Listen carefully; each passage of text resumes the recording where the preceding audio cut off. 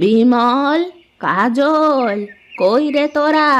এদিকে আয় তো দেখি। কি হয়েছে মা? এই নে, এই ছবি দুইটা দেখ। তোদের দুই ভাইয়ের জন্য মেয়ে দেখেছি। বুড়ো হয়ে গেলি, বিয়ে শাদি করবি কবে শুনি? কি যে বলো মা, আমি তো এখনো দুধের বাচ্চা, এই যাকে বলে ইটিং ফিডার লিটিল বয়। হে হে।